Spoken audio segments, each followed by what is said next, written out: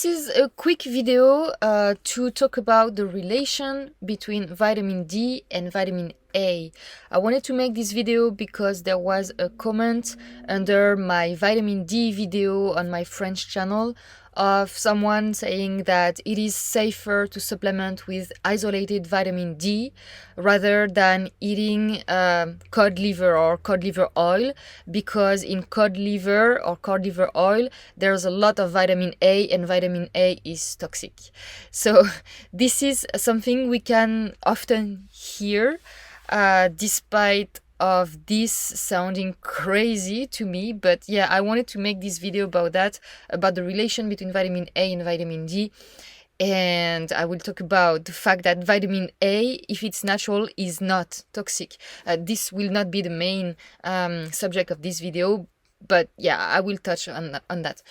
Before starting the video, I really recommend that you go read my article about the toxicity of isolated vitamins and minerals. I wrote a very long and detailed article to explain why supplementing with isolated vitamins or isolated minerals is toxic.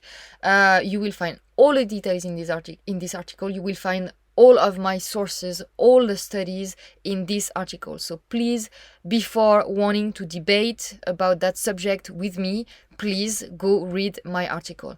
I also made a long and detailed video about vitamin D. What is vitamin D? Why isolated vitamin D is toxic? How much vitamin D should we have in our blood, in our body? The best sources of vitamin D. So everything you need to know about vitamin D is in that video. So I will also put the link of this video under this video in the description box, sorry. So please go read my article and watch my vitamin D video if you want more details about what we will talk about in this video today. So yeah, as I said, this video today will be about the relation between vitamin A and vitamin D. I don't want you to think after this video that if you already supplement with vitamin D, okay, now maybe you just need to supplement with also vitamin A. This is not the message I want to spread in this video. I am not saying that you just need to supplement with vitamin A if you supplement with vitamin D. This is really not what I mean in this video, because you cannot artificially supplement with vitamins and minerals without having toxic consequences in your body on the short or long term. It depends. It is not possible to supplement artificially in a safe way. This is the message I really want to spread. Okay, so even if we will talk only about vitamin A and D, this is not a reason to supplement with vitamin A and D artificially. Okay, it's much more complex than that. Vitamin A works with vitamin D, as we will see. It works also with vitamin K, vitamin E, phosphorus, magnesium, zinc, thyroid hormones, sulfur.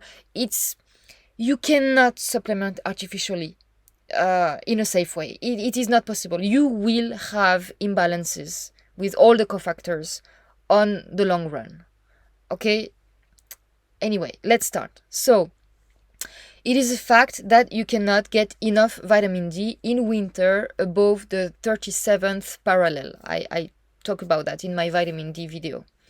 Northern peoples have always consumed a lot of fish, and particularly sea animal organs in winter, like fish livers, fish liver oil, seal oil, whale blubber. Okay, our ancestors did that. They were eating these foods in winter to get their vitamin D, because vitamin D, we can get it from the sun or from food. Okay, in winter, as I just said, from the sun it's not possible when you live in northern countries.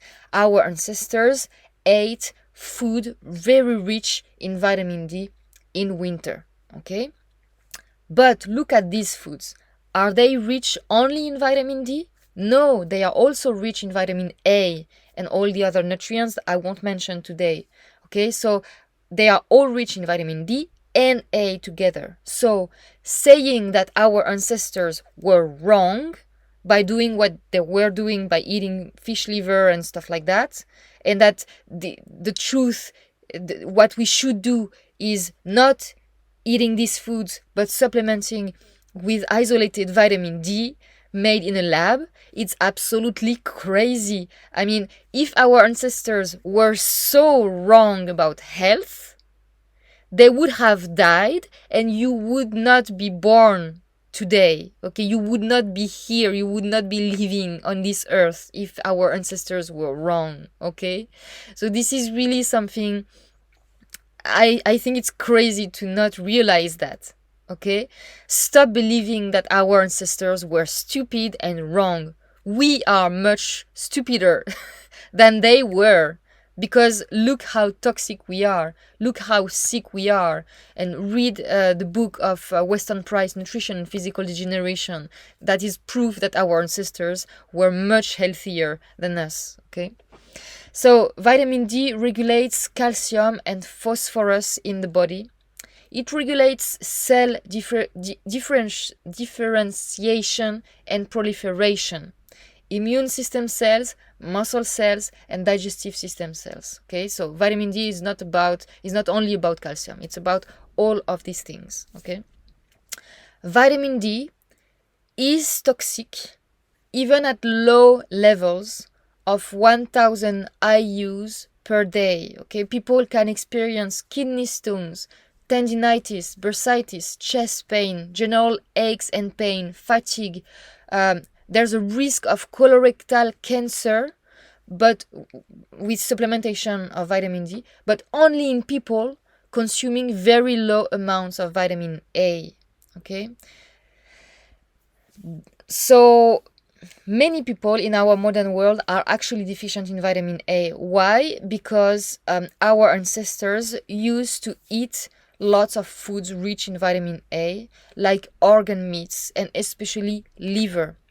Nowadays, we very rarely eat liver, if ever.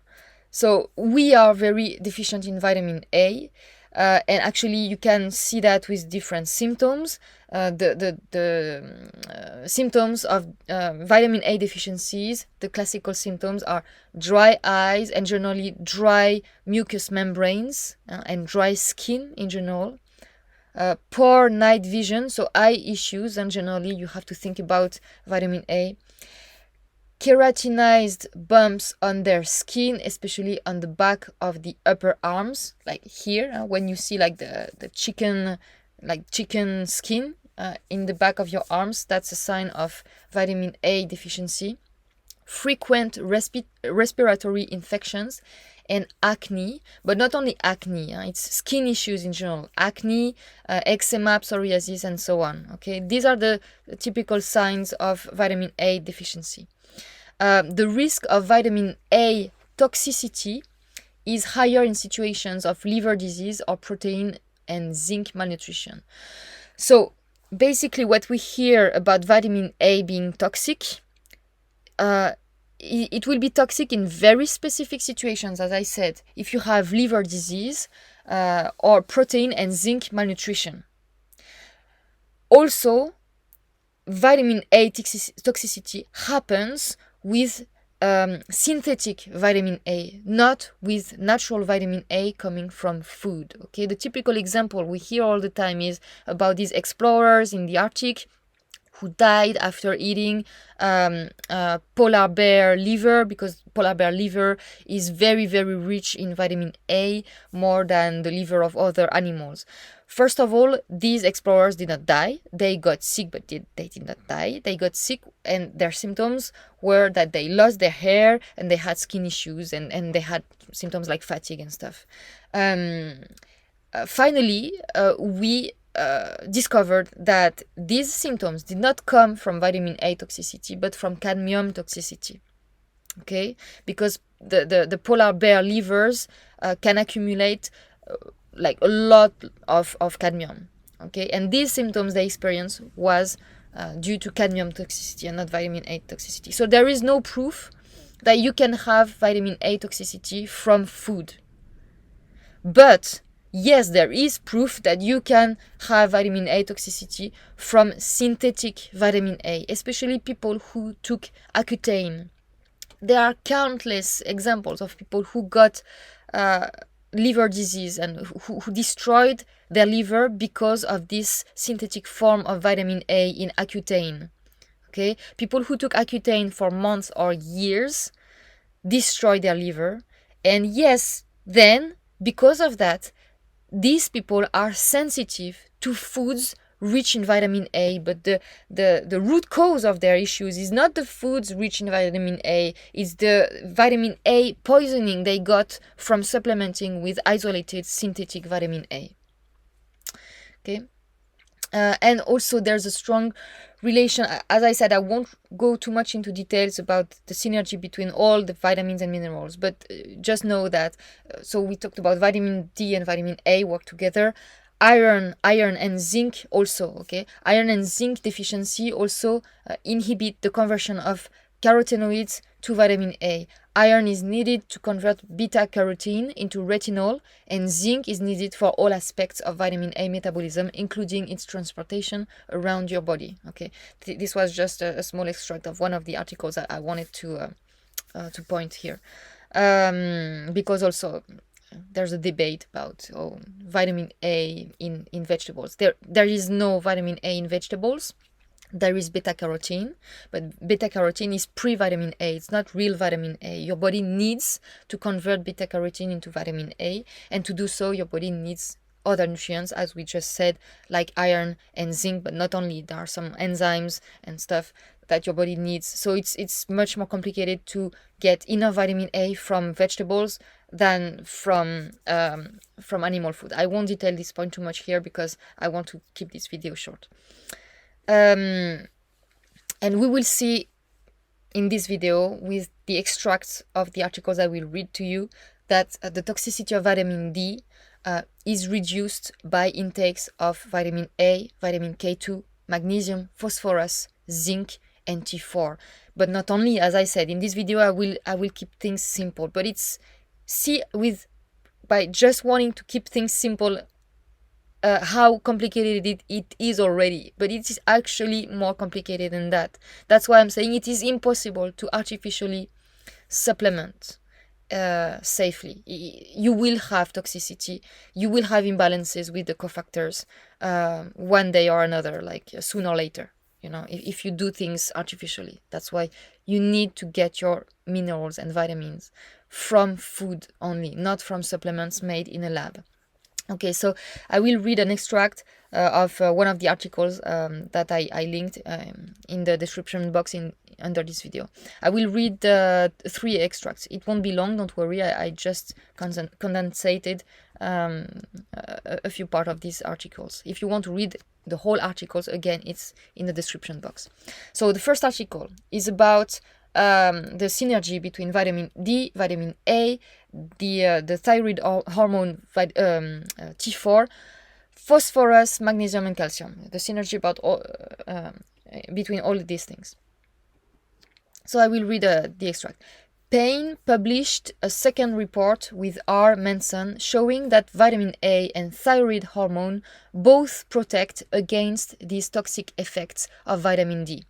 As in the experiment previously mentioned in the article, while the cows, so it's about experiments made on cows. Okay, they inject cows with isolated vitamin D in different ratios, but I will read now. So while the cows given 40 million IU experienced clinical signs of toxicity, including loss of appetite, excessive urination, and even death, those given 10 million IU were free of symptoms. Despite this, 83% of them developed extensive calcification of the cardiovascular system and kidneys. If the cows were also given 100 milligrams of thyroxine, that is the T4 form of thyroid hormone, or 5 million IU of vitamin A, the occurrence of these lesions dropped to 0. Later experiments they conducted using diets that contain less calcium, more phosphorus, and slightly more magnesium. In these experiments, the dose of vitamin D required to produce pathological calcification increased to 20 million IU. Thyroid hormone still proved effective at preventing the calcification. So what it says here, it says that basically there is a strong relation between vitamin D, the thyroid hormone T4, phosphorus, calcium, and magnesium. Like, to counteract the toxicity of vitamin D, you need more T4 hormones, you need less calcium, more phosphorus, more magnesium. Okay, that's what it says here. Okay. They found that either increasing magnesium and phosphorus or dividing dose of vitamin D into several injections could reduce, but not eliminate, the incidence of pathological calcification. The only treatments that reliably and completely eliminated the pathological calcification were the co-administration of either vitamin A or thyroxine. Thyroid hormone directly regulates the expression of matrix GLA protein, MGP, a vitamin K dependent protein that protects against soft tissue calcification. So here you have the reason why you need vitamin K together with vitamin D. Normal levels of thyroid hormone also protects rats from blood vessel calcification that would otherwise occur spontaneously in the absence of this hormone. These studies in cows show that greater than normal levels of thyroid hormone also protect against soft tissue calcification induced by vitamin D. Toxic doses of vitamin D increase the production of calcium regulating MGP in soft tissues, and therefore require more work from the thyroid, more work from the liver, and more vitamin K is needed for these MGP proteins. Okay, so what it shows that if you supplement with vitamin D, it will be more work for your thyroid and therefore more work with your liver, because your liver is also in charge of transforming some of your thyroid hormones into other hormones. I mean, you will need more vitamin K. It's not only about supplementing with vitamin D. Perhaps the most remarkable point we can take from this study is that the therapeutic dose overlaps with the toxic dose when vitamin D is given alone. While 2.5 million IU was safe, it did not effectively prevent hypocalcemia. Effective doses were toxic. Such overlap may also be present in humans populations, as suggested by a major clinical trial published in 2006, showing that 400 IU of vitamin D and 1000 milligrams of calcium had no effect on the risk of fracture, but increased the risk of kidney stones by 17%. The population was elderly and perhaps following recommendations to avoid intakes of vitamin A above the RDA because of research suggesting that vitamin A can aggravate the risk of fracture. The trial, of course, was unable to tease apart the effect of calcium from the effect of vitamin D, but the fact that renal calcification appears to be the most sensitive sign of vitamin D toxicity should give us pause. If the critical point is the dose of vitamin D, it makes no sense that the therapeutic and toxic windows overlap. If the point is that vitamin D must cooperate with other nutrients, such as vitamin A, and metabolic factors, such as thyroid hormone, such an overlap in the absence of these synergic partners make perfect sense. Okay, so not only this article shows the intrication, the relation between vitamin D, A, thyroid hormones, and so on, magnesium, calcium, phosphorus, and so on. It also shows that supplementing with vitamin D at a certain level will not be toxic if it's low enough, but won't work. It won't help with hypocalcemia. But supplementing with higher levels will work with hypocalcemia, but will be toxic. There's nothing in between. It's either it doesn't work, either it's toxic. Okay. a short extract from another article about it shows that vitamin D and A together, not separated, together prevent autoimmune diseases. Vitamins A and D synergistically suppress the development of Th17 cells. Th17 cells are helper T cells that produce a number of inflammatory chemicals, including interleukin 17. They protect against infection, but they also appear to play a role in multiple sclerosis, rheumatoid arthritis, psoriasis, and inflammatory bowel disease. In this paper, so this is an extract a little later in the article. In this paper, we see that vitamins A and D cooperate to tame an aberrant response of the immune system. Th17 cells don't just participate in autoimmune diseases, however, they also, as far as we currently know, protect against infectious diseases. As I wrote about in the cod liver oil debate, vitamins A and D protect against infectious diseases. If it turns out in time that vitamins A and D protect against autoimmunity, when given in their vitamin forms and not only in their hormone forms, it may begin to appear that they help direct the immune response toward appropriate targets, suppressing autoimmunity but boosting immunity against infection. Okay, so basically it explained that vitamin A and D together, they work to prevent infections, and they work together to prevent autoimmune diseases. Okay, autoimmune diseases are more and more a problem, and we can conclude that supplementing with one or the other isolated vitamin can cause autoimmune diseases and autoimmune disorders. And lastly, a last small extract. It's about new evidence that the synergy between vitamins A and D can cure diabetes. In 2008, researchers discovered that adult mice harbor pancreatic stem cells. When the mice suffered pancreatic injury, they would make a chemical called neurogenin 3 that made these stem cells turn into fully functional insulin-producing beta cells, the kind of cells that are damaged in type 1 diabetes.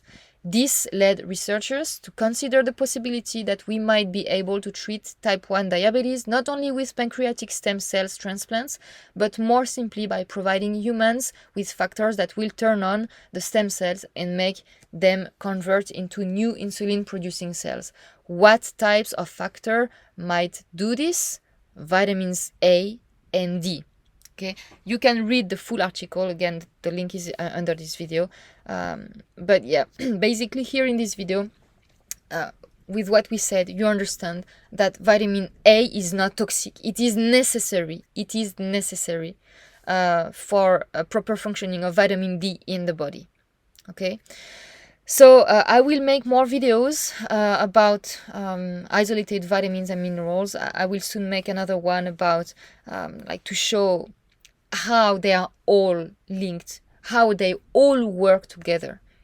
Again, as I said in the beginning of this video, you cannot supplement artificially safely. It will lead to imbalances sooner or later.